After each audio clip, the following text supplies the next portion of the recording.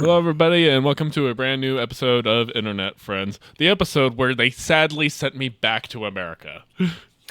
Such a shame. Such a shame. We'll I take mean, him. yeah, you tried shredding your passport, and they just still stamped. I only got a put it stamp back in together. Ireland. They didn't stamp for England. They didn't stamp for England. No, they basically just have you scan it, and they're just like, yeah, okay, come on in. Oh, boo. They didn't even stop me in customs. They just straight up just let you walk right in. Oh, what's that like? It's just like, I know I'm white, but come on. I at least got interrogated in Ireland. I appreciated that. Like the Irish border agent actually did grill us a little bit, which I respected. But yeah, England, they're just like, yeah, just come on in. Yeah, just whatever. Fine. You got 16 cartons of cigarettes? No, then we don't care. Get on in. It's just like, we're not going to check your bag. So if you tell us you don't have it, it's fine. Yeah, Also, it's totally cool. Dude, tobacco in England prices are insane. I know. Holy because shit. There was a show that I used to watch. It was a British show that they put on YouTube, and it was British Customs. Yeah. And 90% of that show is people being pulled out of line, opening up the bag, and it's just all cigarettes in their suitcase. Yeah. For this black market. Yeah. No, it's straight up just like, I was just like, oh, I'm not drinking right now. I did have some Guinness when I was in Dublin because, when in Rome or in the state of Dublin, it's just like, yeah, that was fine. That was my relapse, quote unquote. But I was just like, oh yeah, I'll go get a cigar. He's just like, okay, yeah, well, here's some cigar shops you can go check out. You look at their prices, it's just like, that's a $3 cigar in America, and you're charging 28 pounds, which is like $70 US. That's brutal. Jeez. Also, it really sucks having to do math just to how much money you're spending, converting to pounds. Wait a second. Okay, carry the one. Okay, fuck it, whatever. Bottle. Basically, it was just kind of like, oh yeah, $6, £6. That's nothing. It's just like that's $15. Like, what the fuck? Oh no. And what's worse is because everybody uses Google Pay and Apple Pay and everything else like that. It's just it just does it for you, so and it doesn't bother telling you the conversion when you do it. It's just like, oh yeah, no, you just do that. You're just gonna have to check Later problem. Yeah. Yeah. Just do the ba-bing and move on with your life. Don't even think about it. But yeah. That's But anyways, so brutal. if anybody wants to check out any of the photos that I took, you could go to my Instagram. All of them are over there on TCK Photo, and basically Great pictures. Yep, it was nice getting back into my photojournalism roots for a bit. I liked seeing that from you. I really did. I miss your photography. I wish you would do it more. Yeah, I'm just so bored of Northern Virginia and DC at this point. There's just nothing visually interests me out here. Super That's fair. Yeah. I can. It's just also they don't like it when you take pictures in DC. They get whenever you have a camera anywhere near a government building, they freak the fuck out. Yeah. Well, that makes sense. And you're just you realize most of these some of these are the most commonly photoed buildings out there. It's not a big deal. Yeah. But yeah. So, anyways, that's what I was doing for the last week or so. How have you guys been? Bo was sick all weekend, so I was worried about that. And just tired, diarrhea every time he stood up. Mm. And I'm like, he got into something. Do I take him to the vet? I don't really have the money for that, but and then third day he goes out, has an accident, comes back in, lays down for 5 minutes, and then literally tackles me with his ball. And I'm like, oh, so I guess you're feeling better now. Okay, good. And he's been completely normal ever since Sunday night. Oh, Yeah, on brand. Yeah. But there were a couple days there where I'm staying up I'm waking up in the middle of the night to him needing to go out. And I'm I had to get one of those fucking Glade plug-in things because it didn't matter how well I cleaned this carpet. My room smelled like chemicals and a faint lingering shit for 2 days after that. And so that was fun. But that was my weekend. Everything else was fine. That's fucking brutal. Similar but different. Theo was sick the week before, so he was hiding when I came home from work, and when cats are hiding, that's something super super wrong. And I stayed up with him all night, and it was kind of a very similar decision. I was like, okay, do I wait to call his regular vet tomorrow morning and assume it's going to be okay, or do I go to the emergency vet now, which is 1800 the second you walk in that door? So I'm just like, okay, like weighing that option all night, and eventually I was like, okay, he's eating, he's using the litter box, he just doesn't want to come out from under the bed, so he's doing okay. I'm gonna take the risk, and hopefully it's worth it. He had a pancreatitis flare up, so that was a cool $600 vet visit, but certainly better than 1800, so I will take it. And now we're on different meds, but he's feeling pretty good. So although he can't jump anymore, which is very sad, but he just turned 16, so he's an old guy, so it is what it is. But he's doing his best, so he's eating and he's acting like himself. So pets, man, the worst and the best thing to ever happen to you. So. Well, I was thinking about like how a lot of parents get upset over like dog mom or cat mom or dog dad because they're not really kids. And I'm like, oh yeah, then why have I been texting my mom with updates over the color of Bo's shit? Because this one was a little darker. Does that mean blood? Should I be really concerned? Yes. Is that like... Yeah. It's so true. I'm like, I would do anything for this fucking 7-pound cat. Let me tell you, I would lay my life on the line for this animal. We're all part of the childless millennial council. Like, we're basically card-carrying members. That being said, like, I do recommend, if you ever even considering having a child, definitely like have an animal. Not just that. Like, get them when they're a baby and have to go through the entire process.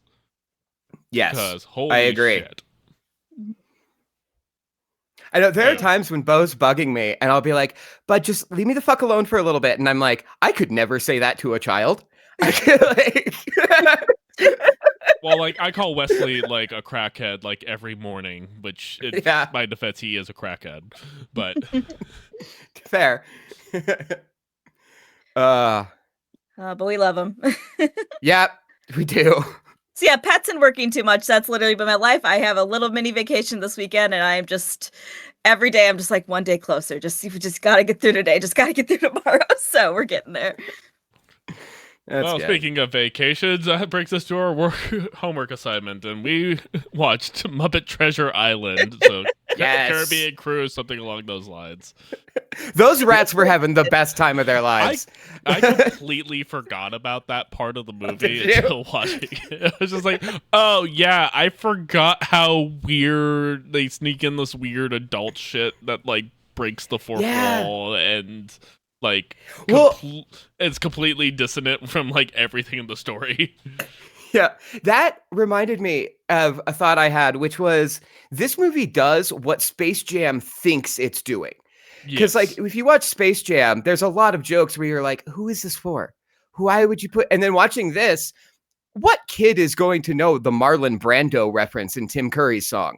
Right. I didn't as a kid, but I appreciate it, and it works. Like that kind of humor works in the Muppets, and it doesn't in something like Space Jam, a movie I also love. But I will say like this is a little more timeless, whereas like Space Jam was like is a very time and a place. Like I think it's probably still super fun to watch, but I'm sure it's very dated in a lot of ways. Where this is, you can watch this whenever you want, and I think it's still super enjoyable. I agree with that, but I think a lot of that is like this was a good refresher on Muppets' place in pop culture, because you kind of do forget that it's just like, oh no, like the Muppets always catered to an older audience more than anything else.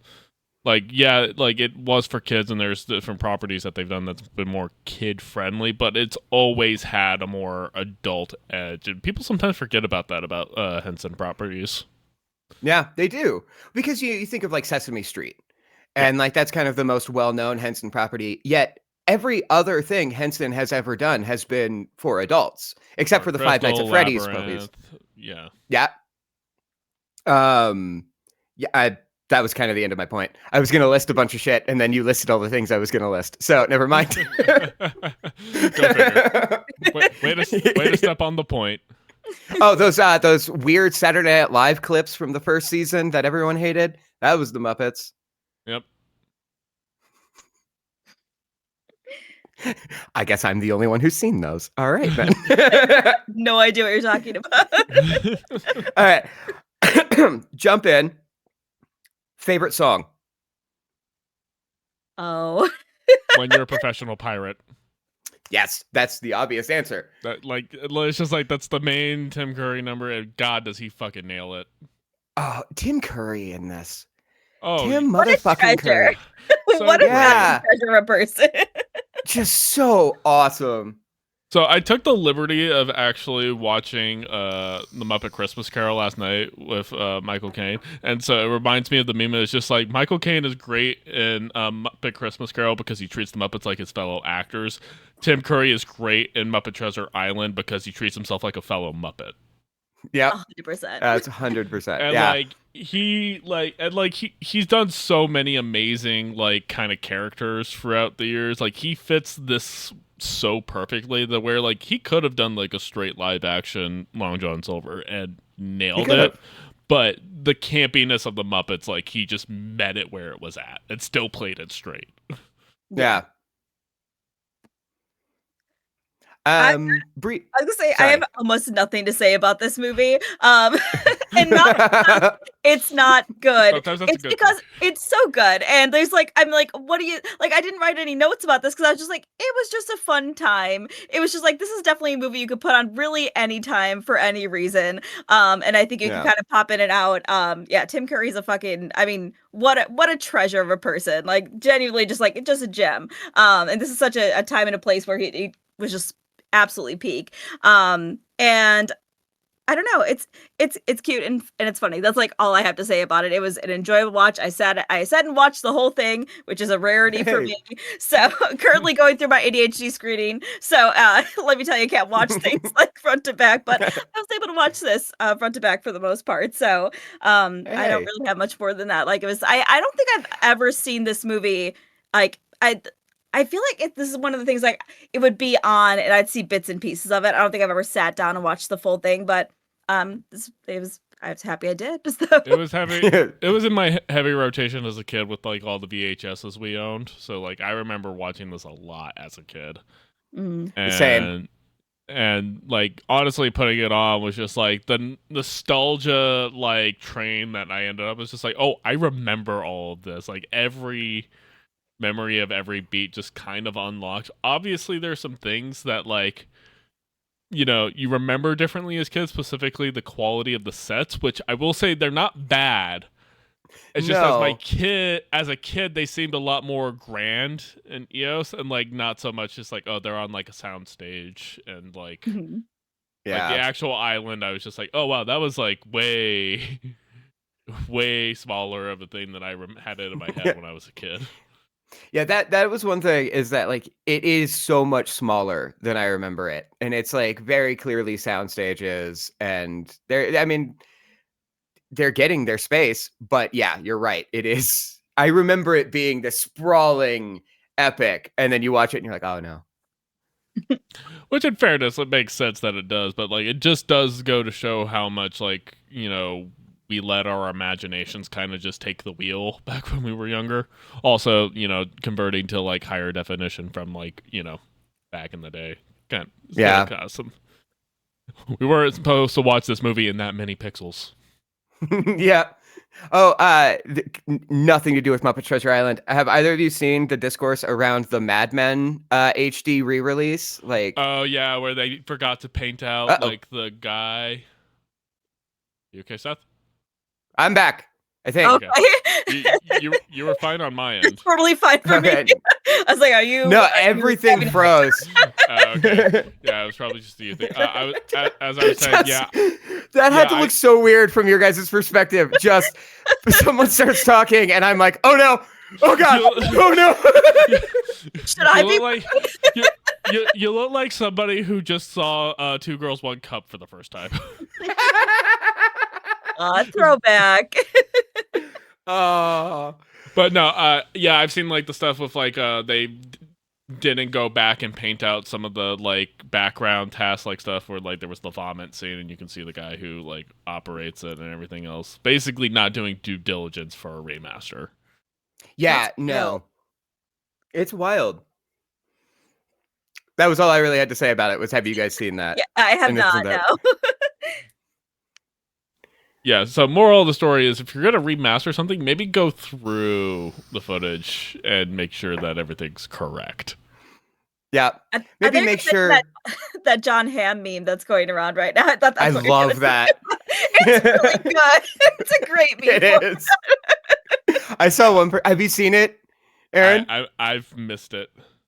All right, it's like when someone does something, or when I finally get home from work, and then it's just this clip of John Hamm dancing like this to like a very specific song. He's just Okay. It's so good every time. I have not seen a bad one. So. My favorite one, which again isn't a testament to how good this movie is that we're all like, yeah, no, good. What else has been going on?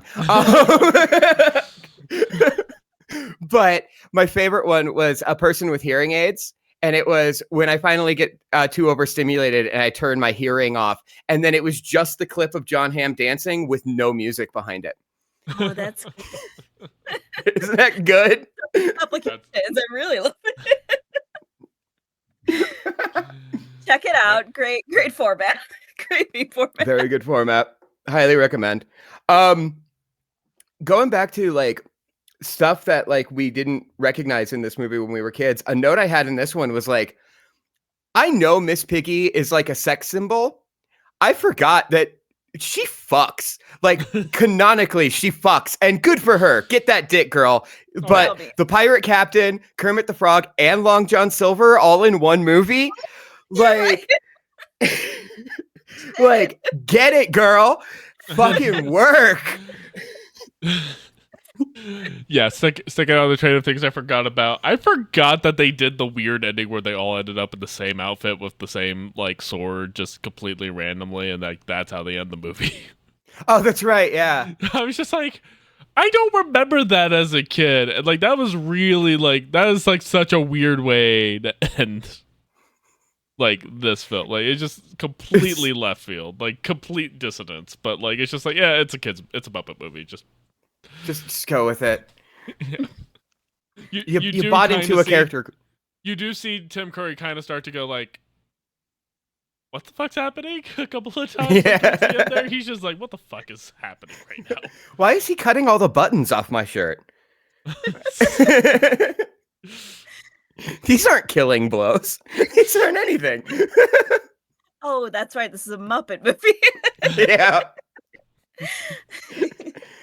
I did have like a super small note, and this is like, I don't want to make fun of a kid by any means. However, I feel like the kid's singing voice.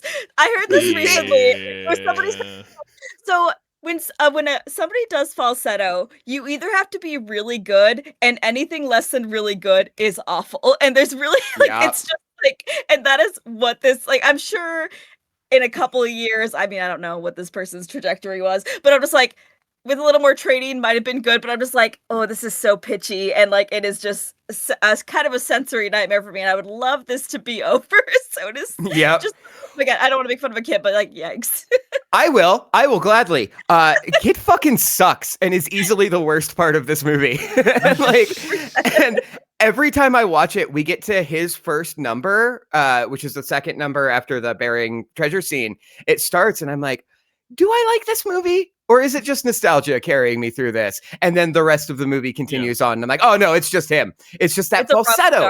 Like yeah. No, I do think that Jim Hawkins is like the weakest part of this film by a long shot. Because I stan Gonzo and Rizzo's dynamic in everything that they do in the Muppets. I like how like Gonzo just was completely like fully into it, and then Rizzo's just like that fourth wall kind of breaking, just like very jester like. Yeah, I'm not here for any of this except for the food and to make bank off of all these other rats that I brought on board. Oh,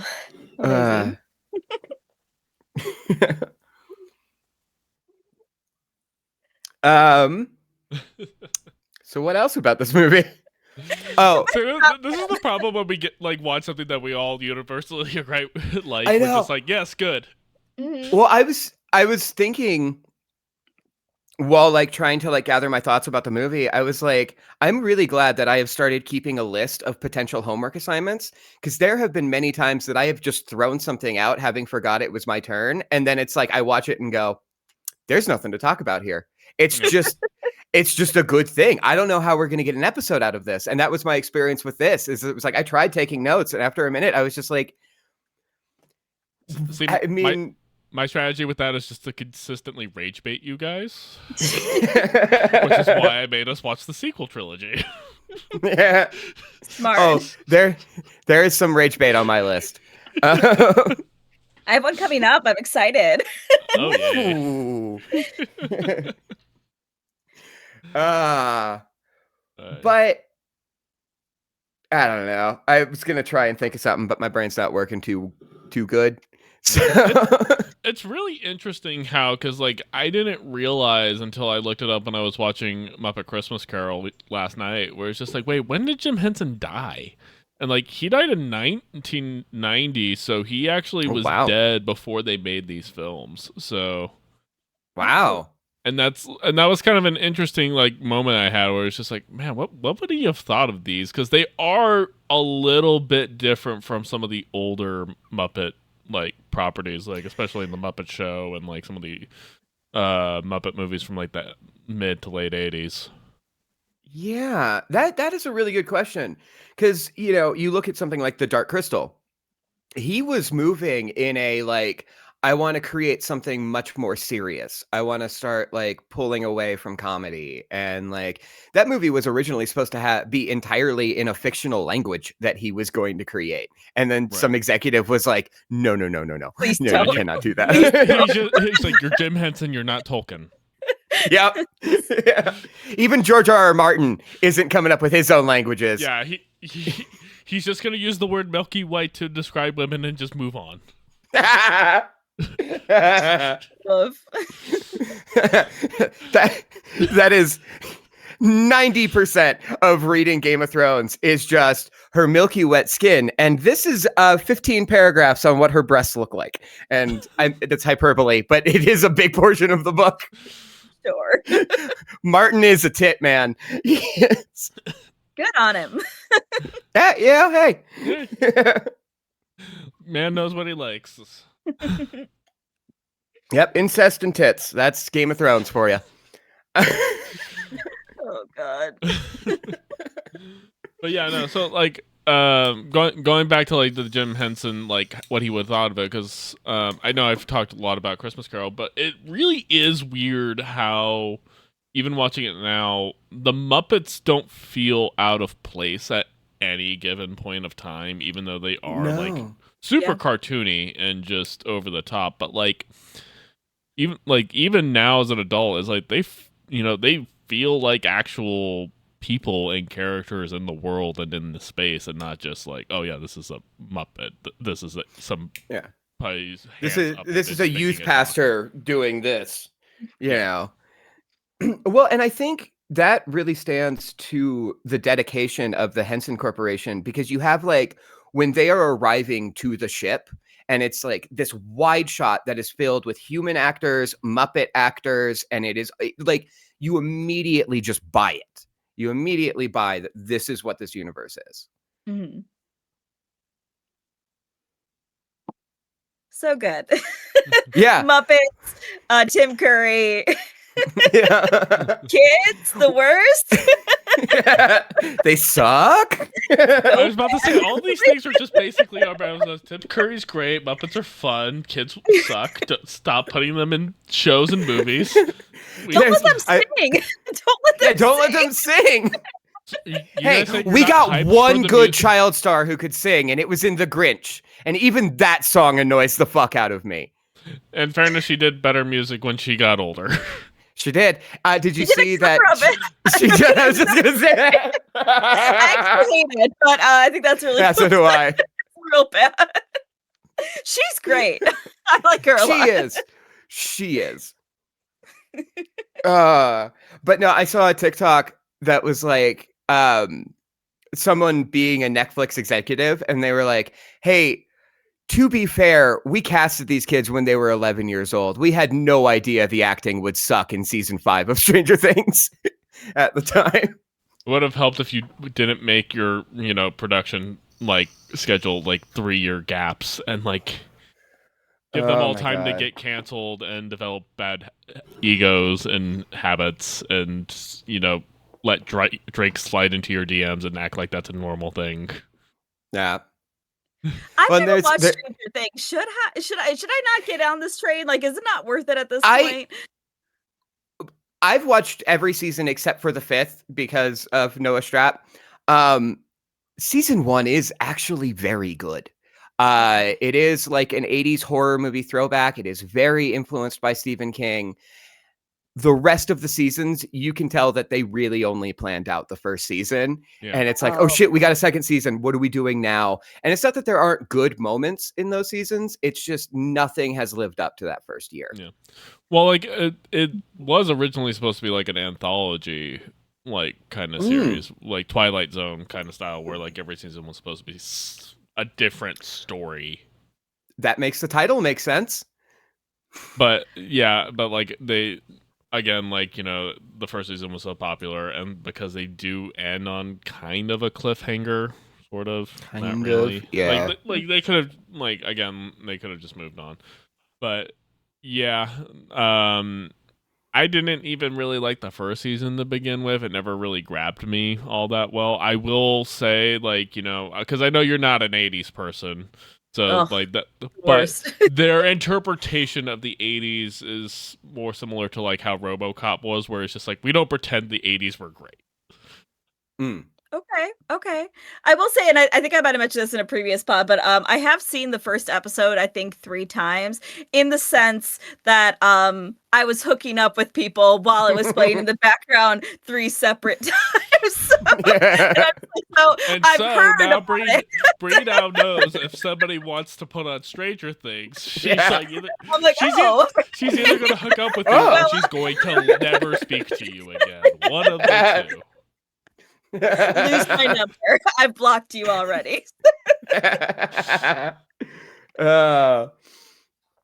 But yeah, I mean, but that is ultimately the roll of the dice with child actors anyway, is because either you get like a Jake Lloyd from Phantom Menace, which was not his fucking fault. We've talked about it. He was just a fucking kid. He was.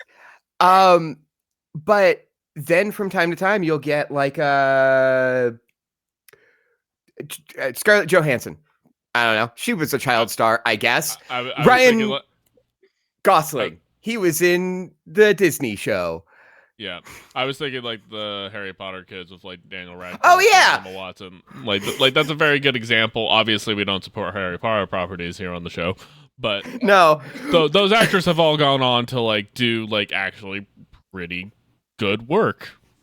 I love that you pulled a very relevant reference, and I'm pulling from movies from the early 80s and late 70s. It's part of my personality, Seth. You're just...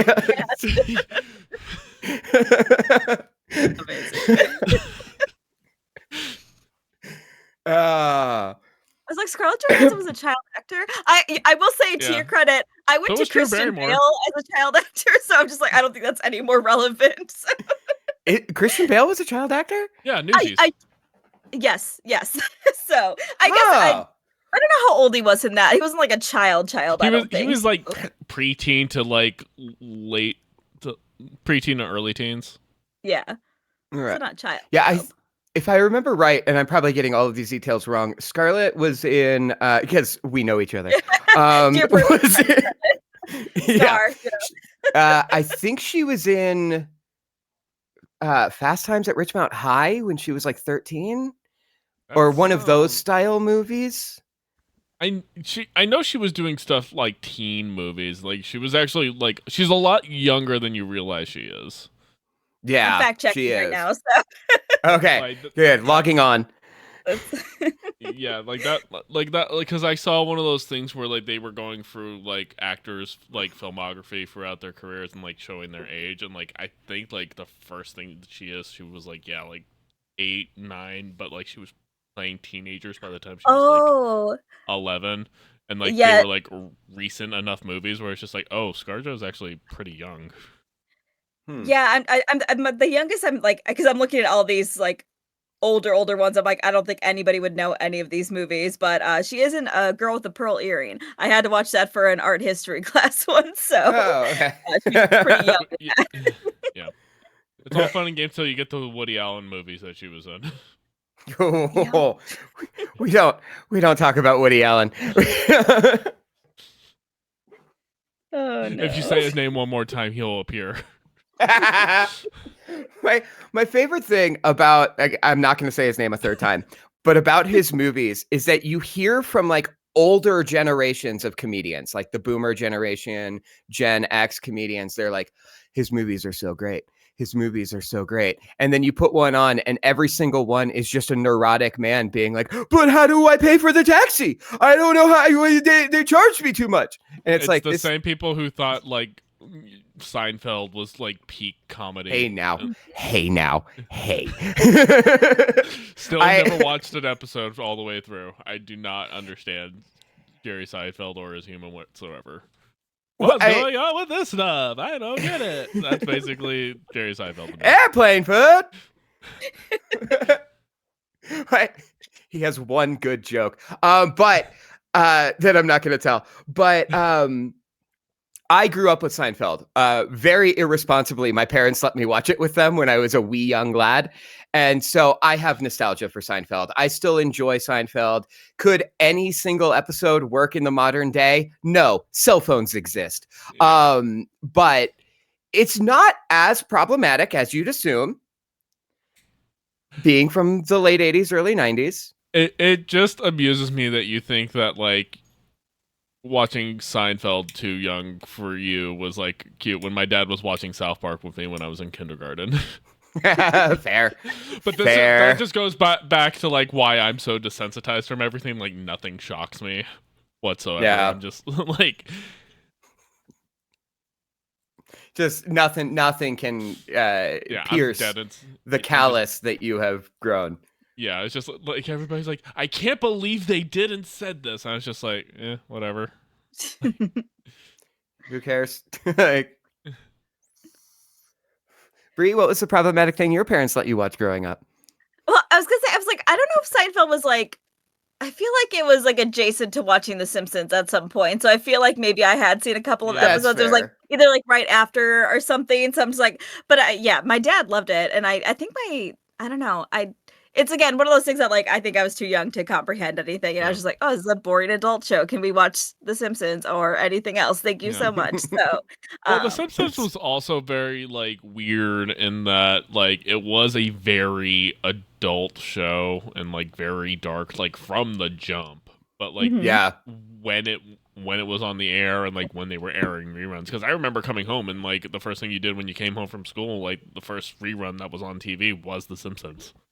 So like it was just like, so it's not even like you had to like stay up late or something to watch Simpsons. Like it was on. Yeah, it wasn't like a Conan O'Brien where like you felt kind of naughty staying up that late and watching the show with a masturbating bear, you know, or like anything Comedy Central. Yeah, I didn't realize it was bad until I had like a very Christian friend where they're just like, your parents let you watch The Simpsons? I was like, oh yeah, we watch it like during dinner. What do you mean? I was like, what's so bad about that? What do you mean? Well, there was like a clear difference between kids whose parents actively let them watch like edgier, more adult shows, and the kids who had to go behind their parents' back and watch it. Like, that was kind of the separation. Because the kids who's like, because I'm in the category of like, I was watching South Park with my dad, so like I at least had an adult, quote unquote, depending on how you define my dad as an adult at the time. Like if like he was watching it with me, so he at least had the ability to like explain things to me or like kind of like see if I was internalizing anything that like needed to kind of get nipped in the bud. Oh, sure. Whereas like there's like the group of kids who like have like the bootleg copies of like South Park DVDs, and they're just basically like repeating jokes that they heard and don't have any context for what that means. Yeah, you got a little more nuance to it, which I think is an important distinction for sure. It is, especially with South Park. Yeah, it's like when a kid learns to slur for the first time and they just start saying it, and like nobody came in to tell them. It's like, okay, so that word is bad for several reasons, and here's why, and here's the history of it. Whereas the kid's just like parroting what it says and has no context. Yes. Like, Yeah, because it's just words. You know, you're a kid. You're learning new shit. You're just, it's the I don't know what this word means, so I'm just going to use it until somebody tells me I'm doing it wrong. I'm a white kid in the suburbs. It's probably fine. So. Yeah. I remember when I first moved to Northern Virginia, I was walking into a Target and there was like a kid who was probably like, I want to say like 12, maybe 13. And like, I could tell he was just saying stuff that he probably heard on like a Call of Duty lobby, but he was just throwing out the N-word. And it's like, a white kid. I'm just like, look, I know I'm not supposed to be children, but somebody needs to kick your ass. 100%. Yeah. Teach you a lesson. Yeah. Yeah. Muppet Treasure Island, racism. Yeah. We did it. We did it, everybody. We did it. Good job. Most racist Muppet. And why is it Sweetums? I love Sweetums, by the way. Yeah, Sweetums is great. Most ableist Muppet? The blind guy at the beginning of the movie. Oh, yeah. That was such a weird bit. It was. Oh, I forgot about that completely. Oh, no. My favorite part is that he's French. Yeah. Oh, Blind Pierre. That's his name. Yeah. Pick the most stereotypical. The original Muppets they had to make for this, because there's a lot of Muppets that they made specifically for this movie that like you don't see in any other Muppets property. Yeah. Well, I don't think the goat shows up anywhere else. The goat, like that main core like pirate group doesn't really show up in anything else. I've said this before and I will say it again. I need to be strapped to that thing, that torture device they strapped Gonzo to. Yeah. Yeah. That would feel so good on my lower back. Like, it is one of those things where it's just like I do like explain, like, you know, sometimes you code yourself with certain characters. It's like I'm definitely Gonzo coded. It's just like, ooh, dangerous thing. Do that. Yeah. Shoot me out of cannon, sign me up. Oh, you've never been shot out of a cannon. It is a lovely experience. Self-preservation instinct. What's that? Yeah, why? That is, I see videos on TikTok of people like skydiving, people like doing extreme sport, riding bicycles down like huge mountain trails. And I'm like, there was a time in my life before my brain fully developed where I was like, absolutely, I will do that in a heartbeat. And then I hit 25 and I'm like, no. Yeah. No. Once the frontal lobe is just like, hey, by the way, that shit will kill you. I know part of me wanted to do that ever. Y'all are wild. So I'm just like, I don't understand. Oh, me and my friends used to climb up onto roofs just to jump off of them. Oh yeah, absolutely. Purposely sledding. If I get a running start down like the slanted roof, I like just jump right before the gutter. I should land in the deep end of the pool perfectly for the best cannonball possible. Yes. Oh my god. And then like every once in a while someone would bring a skateboard up on the roof and be like, guys, I'm gonna ride the skateboard down. And they're like, you're gonna hit the gutter. Dude, you don't even know how to do an ollie. You're gonna hit the gutter and go flying. And he's like, no, I'm not. Watch. And then he drops the skateboard down, hits the gutter, skateboard goes like 360ing off the roof. And we're like, fucking told you, dude. This is why women live longer than men, by the way. Yeah, there was a stretch of sidewalk in my neighborhood that like started on top of a hill and like kind of went down really quick, and then like toward like the bottom when it kind of evens out, like there was like just like where the concrete just kind of like split, and like right, I was just like, so like every time it's just like that would make a sick jump off a skateboard, and ate shit every single time, but I tried every morning on my skateboard. Oh my god. Oh god. yeah, because you have to. One day I was gonna land it, never did. Yeah. They never came. Oh my god. You miss 100% of the shots you don't take. You're so right. so right. Story of my love life.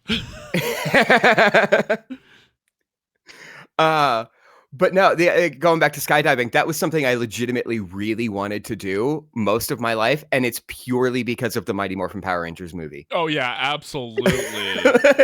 I wanted to do it in a snowboard. That clip came up on my algorithm not too long ago. It was just like the full thing of like the entire sequence. It's just like, oh, dude, that looks so sick. Yeah, it just they make it look so awesome.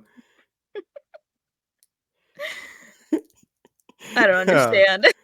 I recently did like the indoor skydiving thing where they have you in the wind tube. Oh, okay. Yeah, how was that? It was fun. I'm like right at the weight limit where they're just like, we're not gonna let you like go high up or everything else like that. But they did take the time. It's just like, but it does mean like we'll be able to teach you some more of the actual maneuvers and like how to actually move yourself in space when you're free fall. Okay. So like how to use your hands to like kind of steer the direction you want to go and like how to like make yourself fall faster or slower. Neat. That was cool. Yeah. I would be afraid that I would be Willy Wonka'd, where I just keep floating up and up and up, and then there's this fan above me. Right. Oh, God. Well, instead it's below you, but they have a grate over it. But it is one of those things you can see the fan, so it's just like you do have that like Final Destination like moment of just like imagining it's just like you just fall through the grate and just like get massacred by it. Flashbacks to the PS1 Phantom Menace game. Yeah. God, there was something in England that happened that made me think of Final Destination. I can't remember what it is. No? I think I was walking down like a street in Manchester and there was like something like in the middle of the walkway that made me go, it's just like, yeah, I'm not doing Final Destination shit today. This is not for me. Meanwhile, I'm out on the roads looking for log hauling trucks. So you can drive right next to them and just like, and I'm just gonna go ahead and cruise right here at the same speed as Falls. Speaking of the John Hamm meme, I saw one of those where they're like, when it finally happens and the log hits you. That is perfect. Remember, kids, mental health is important. Make sure to talk to somebody. I'm on antidepressants now. Yeehaw! Yay! So am I. My weed pen's in the bedroom. I got a gram of shatter a couple weeks ago after taking like the longest tolerance break I've ever taken. Fuck, did that feel good to get back into weed after not being there for a while. That was just exquisite. Yeah. Oh, that sounds a bit. I've been out of weed for a while, and it's funny because I've actually been sleeping way better. And I was like, wait, did I have a substance abuse problem? It's fine. No, being in Ireland and having like alcohol for the first time in 3 months, and like it's just like the fact that I was feeling buzzed off of a Guinness was just like, oh, that's dangerous. No, dude, I know that exact feeling because I gave up drinking for a year in 2019. Yeah, and a little bit in 2020. But my girlfriend at the time and we were both big Stephen King fans. So we, for Christmas that year, we got each other a weekend at the Stanley Hotel. This is taking way too long to tell. But we specifically went and got drinks at the bar from the Stanley, which is the influence for The Shining. Yeah, you got to get your Jack Daniels. Yeah. I, though, am trying to be a good boy, and I ask for a Shirley Temple because Shirley Temples are fucking delicious. The best. Bartender comes back and is like, all right, man, here's your dirty Shirley, and gives me a wink. I had never heard that term before. Have one Shirley Temple, and then I'm like, all right, I'm going to go outside and have a cigarette. I get off the bench at the bar, and I'm like, why am I buzzed? Why am I... No. Why am I here right now? Oh, that sounds so good. I want that right now. Yeah. One dirty Shirley coming right up. Oh my god. Here we go. Delicious. But yeah, I had never heard the term dirty Shirley before. I'm 28 and they're like dirty Shirley and I'm like, oh, okay. Sure, sounds good. Yep.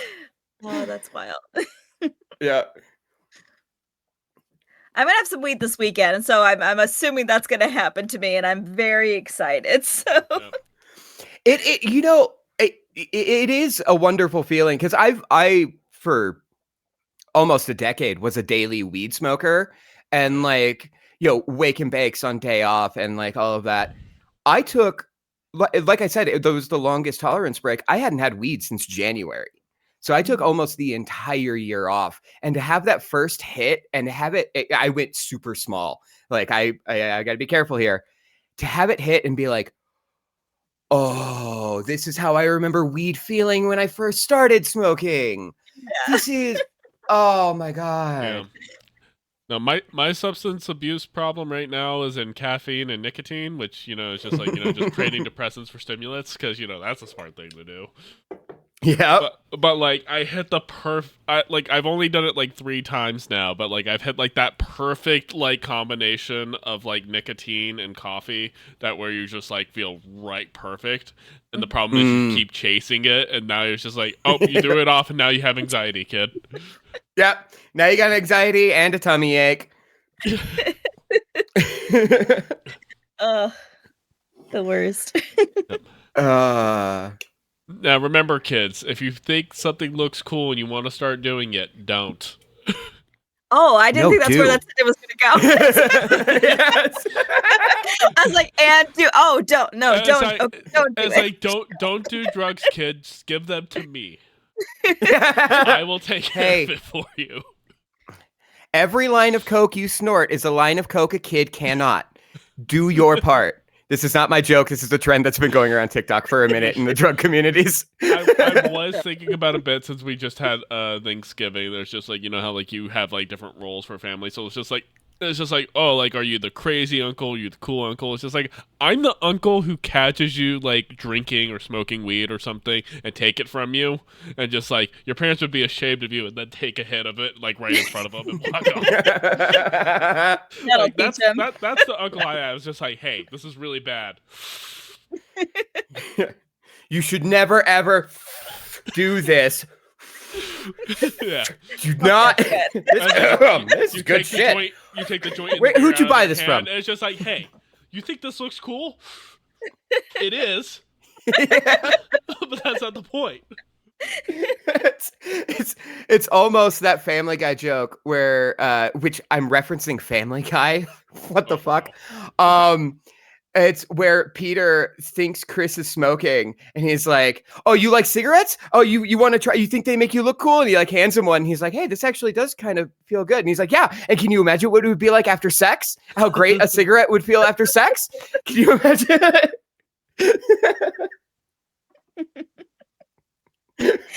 Oh my goodness. That's good. I haven't watched Family Guy since I was 18. How did my brain hold on to that? It's a good bit. I mean, now it's basically just like watch TikTok. You're going to see like every Family Guy clip you could ever imagine. You don't need to watch the show. True. Okay. You know those Reddit AI stories? Yeah. This is not a shocking thing that I'm about to say. Most of them are fake. Okay. And have never even been posted to Reddit. But there is a connected universe within these fake AI. The same company names are always brought up. The same family names are always brought up. And there's this whole shared universe among these fake Reddit stories that I've kind of become fascinated with over the last week. And it has destroyed my For You page. Absolutely destroyed it. That's fascinating. My algorithm's been inherently broken for months now. Like it's great because it means it's very easy for me to get off of TikTok whenever I'm doom scrolling. But like it is one of those things where it's just like, dude, I don't know what I did to break it, but it's bad. Well, I was going to ask you too, because I don't know if this has been happening to you, because I've only heard like whispers of it, but I'm like, I've been getting some randomly super Christian alt-right ads and YouTube recommendations, and I'm like, what the fuck? I am so confused by it because I'm like, I can't even think of anything adjacently that I've looked up, but I'm like, okay, it's just being pushed forward for everybody, right? I don't know if that's happening to you. I don't know. Mine's evened out, but then again, like that's just because I'm not watching as many like motorcycle or gun channels. Because like obviously, like those. Yeah. Oh, sure. There's some overlap. Yeah. Those laid down a certain pipeline. I'm aware of it, and so I'm at least like when I see it, like I know it's just like no, I'm not gonna watch Ben Shapiro. Have you on Instagram Reels specifically? Because I know you use Instagram more than I do. Because you're into motorcycles, because you're into guns, have you gotten that guy who goes to like motorcycle shows and uploads like back row clips of the wet t-shirt contests? No. Okay. Yeah. That sounds like something that would be on my algorithm, but unfortunately, It does. No. All right. It sounds on brand for me. Yeah, his content is just way in the back filming wet t-shirt contests and then just him walking around the bike show, not showing any of the bikes, not talking to anyone, not showing any of the stands, just walking through crowds. It is a weird fucking Instagram account. That's wild. But going back to your question, Brie, I have started getting a lot more really Christian stuff on my For You page. Okay. I haven't I haven't gotten right-wing stuff. That typically gets pushed to me on Reels. But yeah, the Christian stuff has been big. It's been YouTube for me mostly. I will say TikTok for a while, which is like, I know this is like a section of this. People removing their tattoos, like the purity culture of it all. Yeah. Which is just like, that's a big thing right now, but it's YouTube a lot. YouTube, I get this random recommendation right at the top of just like some sort of Christian content. And today on Amazon, which I feel so bad, I like worried my boss because she's always thinking somebody's gonna hack us. I was shopping for literally like paper towels, and all of a sudden they're like, "We thought you might like Charlie Kirk's book, God, The Path to God," and like literally like all of that. I was like, what? And I had to cut the I was like, hey, just quick, like, is this something? She's like, what the fuck is happening? And she's like, she lost her mind. And like, I still can't explain that, but I'm just like, maybe enough people are really buying that stuff right now that they're like, well, we'll just push it out to everybody. Cause I'm like, I was literally looking at, medical supplies and paper towels. Like, it's pretty non-denominational, I would say. But yeah, fucking Charlie Kirk's book was the first recommendation. I'm like, what is happening? Yeah, that's weird. I will say typically on YouTube, Reels content is like so red pill heavy because it's all just podcast clips, and most of the podcast clips like are from, you know, people who are on that pipeline. Speaking of, in a weird way, did you see this is a several week old clip at this point, but Obama's former speechwriter talking about TikTok and the way that it affected public appearance of Israel and Palestine? No. It sounds like something I may have seen. Okay, so the Obama's former speechwriter is on stage talking about how TikTok has changed the landscape and how, you know, media corporations don't control what the American people see anymore. And through websites like TikTok, you know, people are becoming exposed to the truth, and that this is a bad thing because we did too good of a job teaching that the Holocaust was bad, and that like now people think when they see a genocide and they see a ruling power, mistreating, I think was the word she used, emaciated Palestinians, they immediately compare that to the Germans mistreating emaciated Jews, and they think that this shouldn't be happening. And her point was that it should be happening and that it's harder to lie to the American people than it used to be. Holy fuck. That is so right. Take. And yeah, I was in a drive-through line, and I just had TikTok scrolling while I'm sitting there, and that video starts, and it starts with the like, you know, people are getting their information from more places, and I'm like, yeah, that's a good thing. And then she keeps going, and I'm like, wait, what do you? What? Yep. I mean, not surprising, but horrifying. Jesus fucking Christ. Yes. I have said that like one of the bigger, I don't know necessarily problem, but the side effect of, you know, letting shorter form content things go longer, people have more opportunities to continue to like dig themselves a bigger hole. Yeah. Well, this was at like a speech. She had been like Yeah. called. I think it was at a school. She was Mhm. called Oh, in yeah, to like give this I presentation. yeah, it was like kind of a keynote kind of style thing. I remember seeing this and hearing that and having a similar reaction. It's just like that's not what you should be taking away from this. You should be taking away from the Yeah. fact that like this is a good thing that people, you know, see shit like this and understand it for what it is. Mhm. And Yeah. like the reality is, it's just like I'm not gonna necessarily defend algorithms because algorithms like TikTok, YouTube, doesn't matter what it is. Their only interest is to keep you on those platforms and watching, which is why Absolutely. we have like the alt-right pipelines and other things like that as it is, and the brain rot and all the other kinds of stuff that comes around with it, because basically it's just like, 6, 7.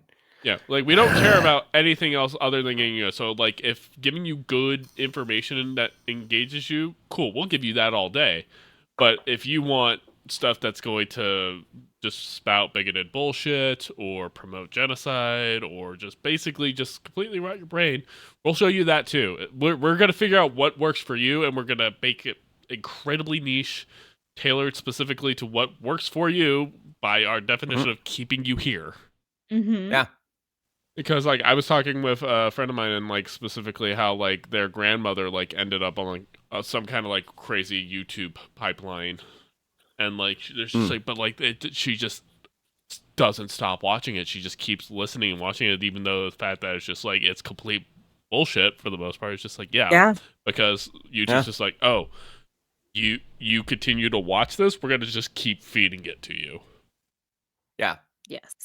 Well, and like I have one of my younger cousins, and part of the reason I went no contact with that segment of my family was because she got red pilled. They were Mhm. already Christian, and then it had been like a year since I've seen her.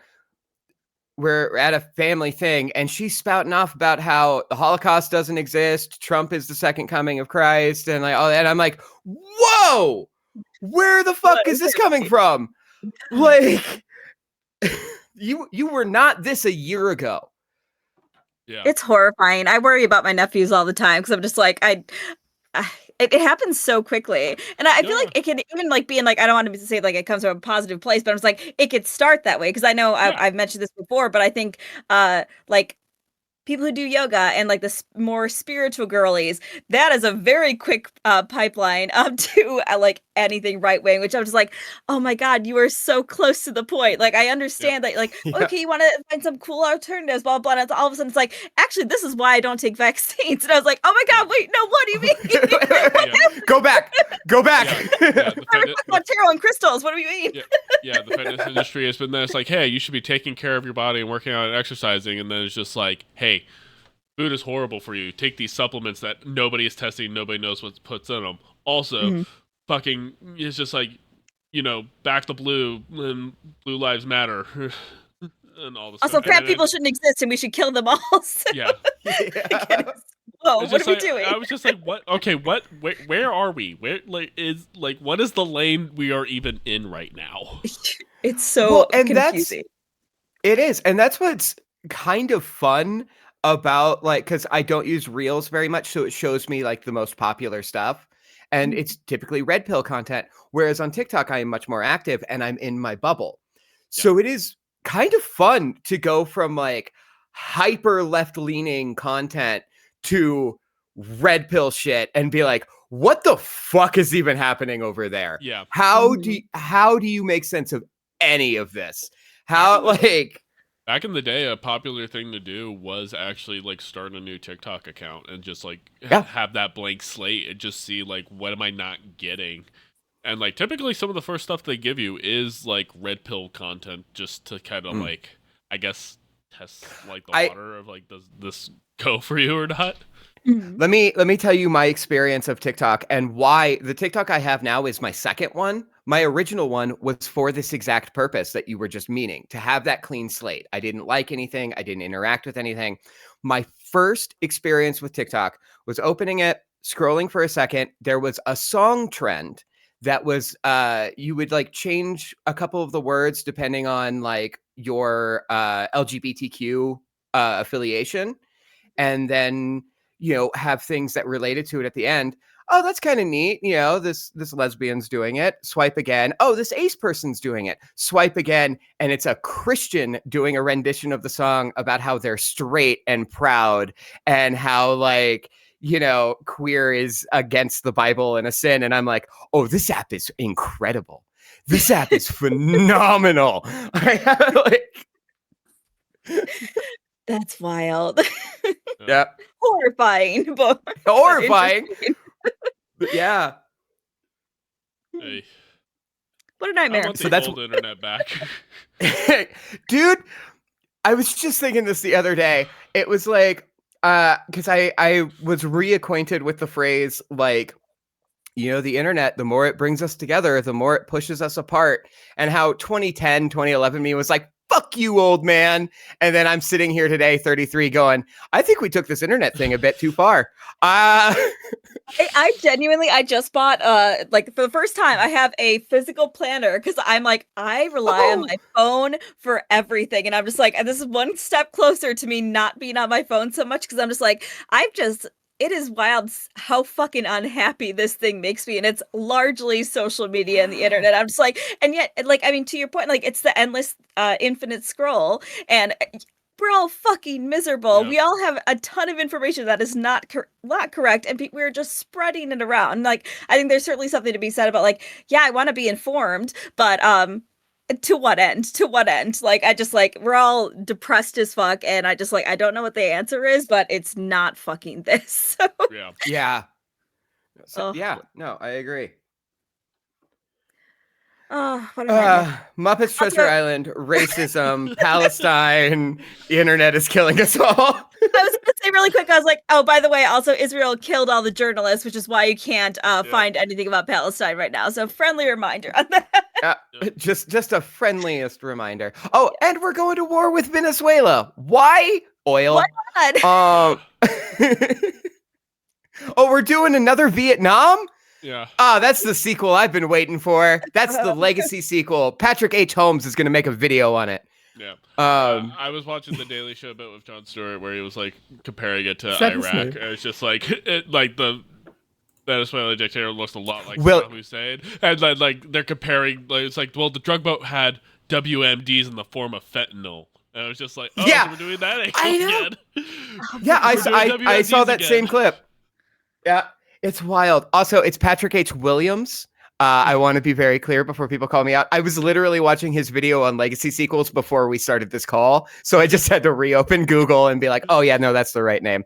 I saw that same clip. Script. It's the exact same script. I can't believe they're doing it again. And people are just like, oh, okay. Yeah. Why not?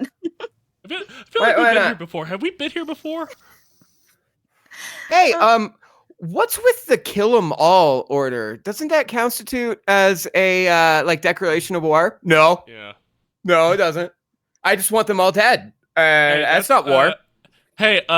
Rules of engagement state that we don't do this? Yeah. What do you mean? Damn it, get the bottle away from Hexeth again. Yep. Jesus Christ. It's the worst timeline. It is. And I was thinking about this too a few days ago, that it's none of us have had time to process any of it.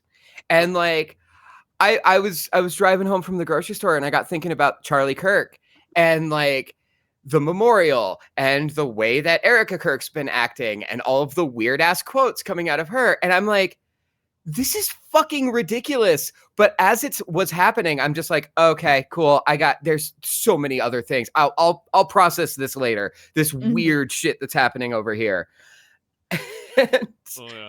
We've had notes. I was going to mention really quick, because kind of adjacent. Hopefully you both saw Drew Gooden's last video about billionaires. It is so fucking good. And I'm just I feel like that is such a microcosm. Here's this person who makes kind of silly videos on the internet, who was originally here from Vine. He's like, I'm fucking done with all of this. And makes an amazing video about all this. I was like, I'm right there fucking with you, my dude.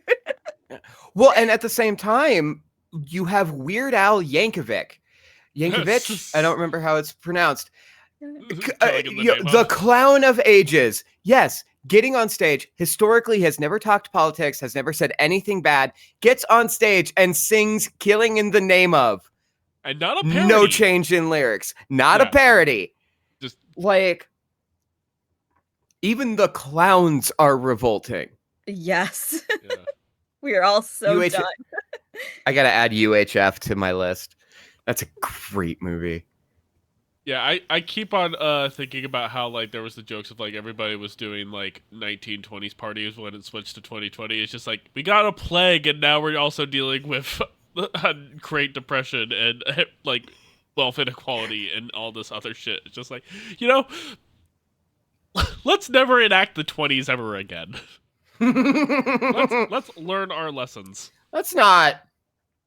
I know The Great Gatsby makes it seem pretty great, but it was actually. Is that when The Great Gatsby's set? I've never read it. Yeah, it seems like it would be. Yeah, can we fast forward to the FDR stuff? Like, and just get the Great New Deal stuff going? Because that stuff, that stuff was going in the right direction. That was doing very well until the Green New Deal, the upcoming sequel, and then all the Republicans really didn't like that. I would argue it was more Reagan. Nixon also kind of, but yeah. Yeah. Well, no, wasn't Carter the one who was responsible for like a lot of the Green New Deal? Because that was why he didn't get elected for his second term. Oh, okay, yeah. I associated Green New Deal with like what AOC was trying to kind of push through during Biden administration. See, here we are again, you with the relevant references and me with something from the late 1970s.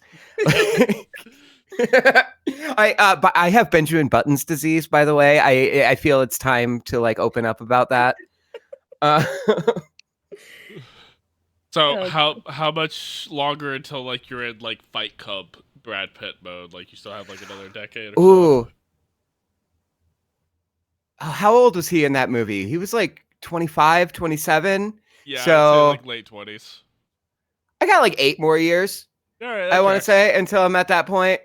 Right. And then I guess I start shrinking into a regular sized baby. Like, no, he was a baby sized old man. He grew into a man. He should be an old man sized baby. That is the one flaw with this movie.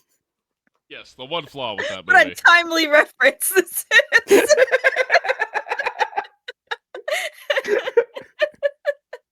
I actually really like Benjamin Button. It's a pretty good movie.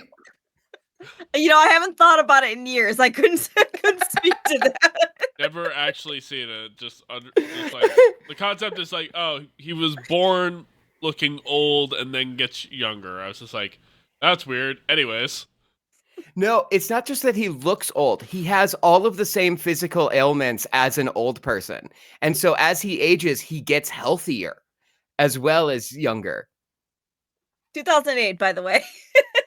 Yeah. I was wondering.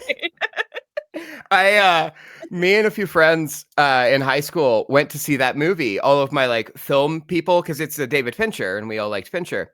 Yeah. We go, and there was this one friend in our group who came with us who was not a film person. And for the first 20 minutes, it was just him loudly complaining until we finally had to be like, dude, you need to shut the fuck up or leave. Like, amazing. Yeah. Oh man, Muppet Treasure Island really brings the people together. My favorite joke in Muppets Treasure Island is young Tom, old Tom, and dead Tom. And then later in the movie where they're like, Long John Silver, he killed dead Tom. And they're like, but wasn't he always dead? And, oh, yeah. And then he just drops the skeleton. I do love that joke. It's so good. Thank you for bringing it up because I couldn't remember how it went. So I was like, but I know it's yeah, that has always been my favorite joke in the entire movie. Amazing. Followed maybe a little bit behind by they meet the entire crew and Kermit's like, all right, can I see you in my cabin real quick? And he's like, who the fuck hired all of these scoundrels? This is the worst crew I've ever seen. So cute. Aw, kitty cat. Baby, Daddy man. Oh, All right. Well, my dog jumped up when he heard kitty cat. He's like, where? Where's the cat? Anyways, I think that's about time to start wrapping up the show, which means we need to do our next homework assignment. So, as we're getting closer to the end of the year, last year we took a little bit of a hiatus. This year I decided let's just kind of like roll into it, but we're gonna have a pretty open-ended homework assignment, and we're gonna do Nerd Show and Tell again.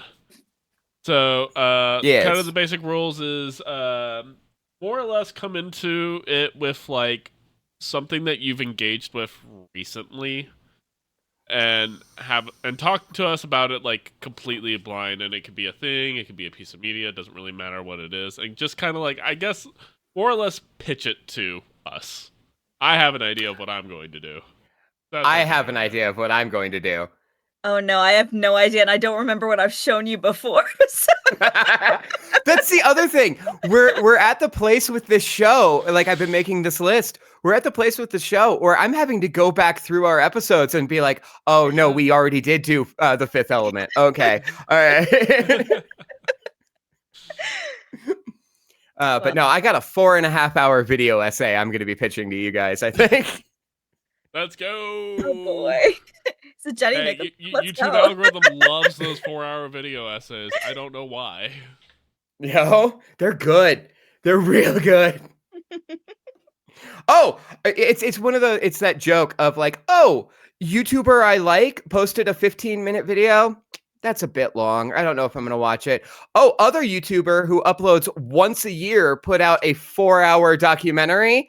Hell yeah, on a subject that I don't care about. Watching the entire thing. So true. Oh, man. That's every Jenny Nicholson video ever. It's just like, I was hoping that's what you're gonna pitch to us, because I'm already in. I love her videos, and I hate Star Wars notoriously. It's Jenny adjacent is what I'll say. Jenny has worked with this YouTuber in the past. Okay, I'm excited. I'll figure out something. I don't know. Anyways, that's our show. Thank you everybody so much. I'm TCK Media Productions on most platforms.